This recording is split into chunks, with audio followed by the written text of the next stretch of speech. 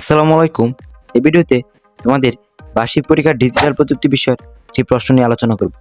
শিক্ষার্থী, এই প্রশ্নটির কতটুকু অংশ তোমাদের বার্ষিক পরীক্ষায় আসতে পারে তা আমি ভিডিওর কোনো একটি অংশে বলে দিব।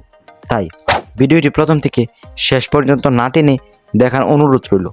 শিক্ষার্থী, তোমরা অনেকে ভিডিও দেখো কিন্তু চ্যানেলটি সাবস্ক্রাইব করতে ভুলে যাও। তাই এখনই মূল্যায়ন একাডেমি চ্যানেলটি সাবস্ক্রাইব করে পাশে থাকা বেল আইকনটি বাজিয়ে দাও।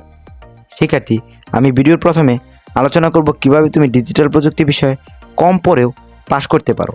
শিক্ষার্থী, ডিজিটাল প্রযুক্তিতে খুব সহজে পাশ করার একটি সহজ উপায় হলো এখানের যে ক বিভাগটি রয়েছে সেই ক বিভাগটি।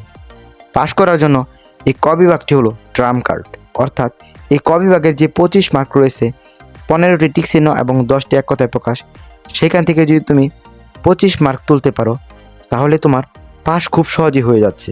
তার পরবর্তীতে সংক্ষিপ্ত প্রশ্ন, সেটির উত্তর দিতে পারলে তুমি 20 মার্ক পাবে। অর্থাৎ প্রথম যে 45 মার্ক রয়েছে সেই 45 মার্ক ক এবং খ বিভাগের, সেখান থেকে তুমি খুব সুন্দর একটি মার্ক তুলে ফেলতে পারছো। তার পরবর্তীতে শিক্ষার্থী, রেজাল্ট আরও ভালো করতে চাইলে অবশ্যই তোমাকে গ বিভাগের উত্তর করতে হবে, অর্থাৎ রচনামূলক প্রশ্ন দৃশ্যপটবিহীন। এখানে 5টি প্রশ্ন থাকবে, সেখান থেকে তোমাকে 3টি প্রশ্নের সঠিক উত্তর লিখতে হবে। যদি লিখতে পারো তাহলে তোমাকে এখানে 15 মার্ক দেওয়া হবে। শিক্ষার্থী, আশা করছি গ বিভাগটি বুঝতে পেরেছ। তার পরবর্তীতে রচনামূলক প্রশ্ন দৃশ্যপট নির্ভর, অর্থাৎ গ বিভাগ। এখানে তোমার 60টি প্রশ্ন থাকবে, সেখান থেকে তোমাকে 5টি প্রশ্নের উত্তর লিখতে হবে। শিক্ষার্থী, যদি তুমি 5টি প্রশ্নের সঠিক উত্তর লিখতে পারো তাহলে তোমাকে 40 মার্ক দেওয়া হবে, অর্থাৎ 5 8 40। প্রতিটি প্রশ্নের সঠিক উত্তর লেখার জন্য তুমি 8 মার্ক করে পাবে।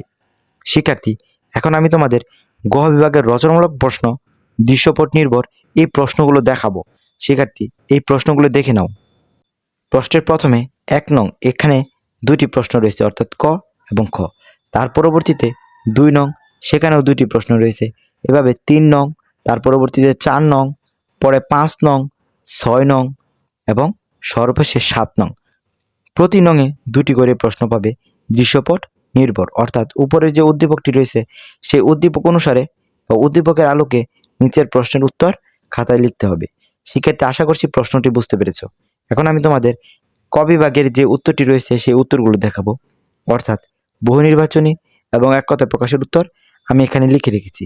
অর্থাৎ 15টি বহু নির্বাচনের উত্তর এখানে রয়েছে এবং নিচে রয়েছে 10টি এক কথায় প্রকাশের উত্তর। শিক্ষার্থী, আশা করছি প্রশ্ন এবং ক বিভাগের উত্তর বুঝতে পেরেছ। আমি ভিডিওর প্রথমে বলেছিলাম যে এই প্রশ্নটির কতটুকু অংশ তোমাদের বার্ষিক পরীক্ষায় আসতে পারে সেই বিষয়টি আলোচনা করব।